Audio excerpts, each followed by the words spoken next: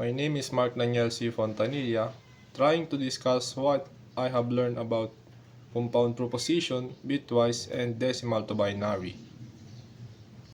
First things first, let's write the value of P and Q.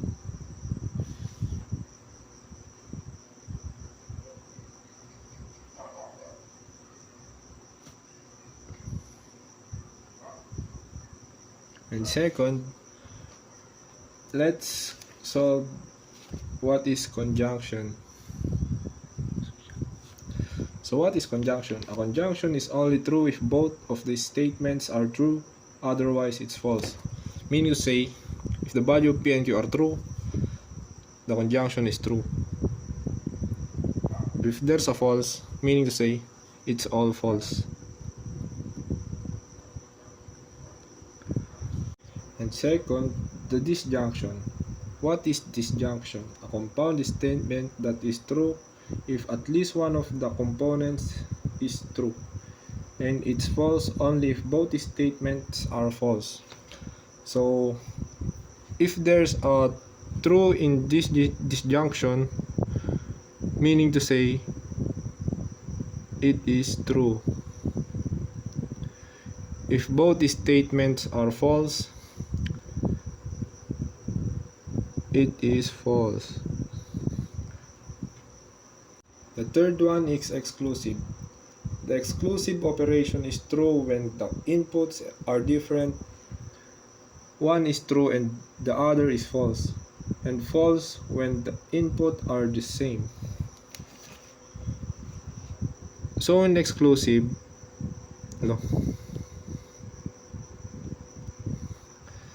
if both statements are true or false, meaning to say it is false. If both statements are not the same, meaning to say it is true. The second one we are going to discuss is all about bitwise. First things first, we are going to input the value of x and y.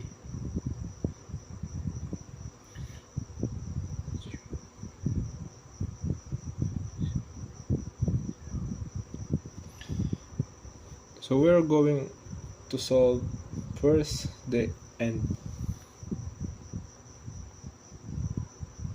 So what is end? If both corresponding bits are 1, the result is 1, otherwise it's 0.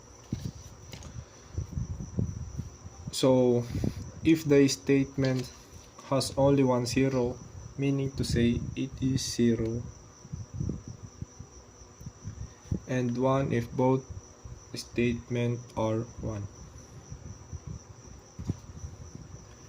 Next one is OR.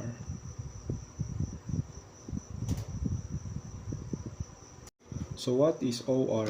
If both of the bits are 0, the result of that bit is 0, otherwise it's 1. So meaning to say, if both statements are 0, it is 0. And if one statement has 1, the result is 1. Next one is XOR. So what is XOR? A bitwise operation that returns 1 if the corresponding bits of two operands are different, and 0 if they're the same. Meaning to say, if both statements are the same, the result is 0. If they're not the same, the result is 1. Third one is decimal to binary. What is decimal to binary? The process of transforming a number from the decimal base 10 number system to the binary base 2 number system. Ang una natin gagawin ay isusulat ang decimal, result, remainder, at saka binary. Isusulat natin ngayon yung naka-intact number dito, which is 70. At i-divide natin ito sa 2. So, ano nga ba ang 2 divided by 70 divided by 2? Ito ay 35. At sa remainder, wala tayong ilalagay kasi perfect yung pagka-divide niya. Meaning, 0 ito. Tsaka doon sa binary. At yung nakuha nating 35 dito sa 70 kanina, ilalagay natin dito sa baba ng 70. At i-divide natin siya ulit sa 2. So, 2 divided by 35. Sasabihin natin 17. Kasi ito ay 17 times 2 equals 34. Tapos yung sobra ilalagay natin dito sa remainder at binary. Ganon. Tapos itong 17 ulit ilalagay natin dito sa baba ng 35. Di-divide natin ulit to ng 2. So 17 divided by 2 is 8.5, pero hindi natin ilalagay yung 0.5 kasi may 8. Tapos yung pasobra niya ilalagay natin dito sa remainder at binary. At ilalagay natin ulit tong 8 dito sa 17. Divide natin ulit sa 2. Wait.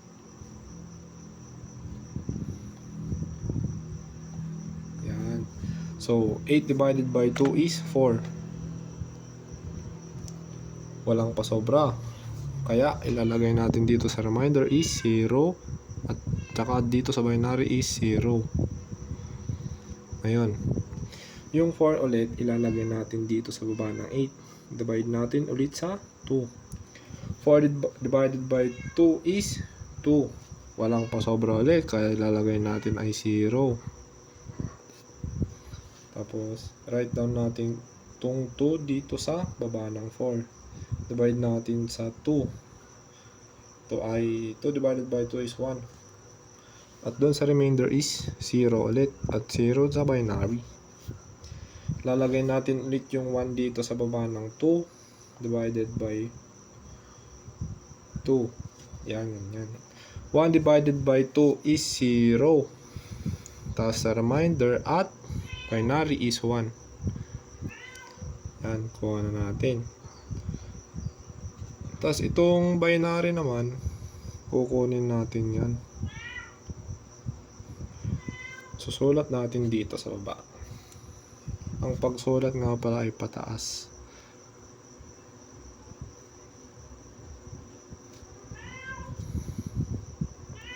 Yan.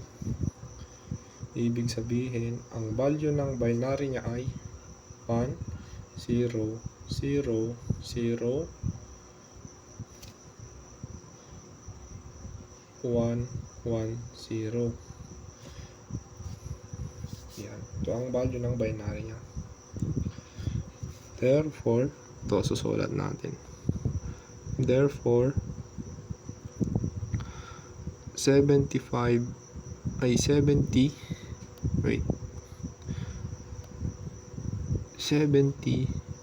yan is 1000110. Yan yung value ng binary ng 70.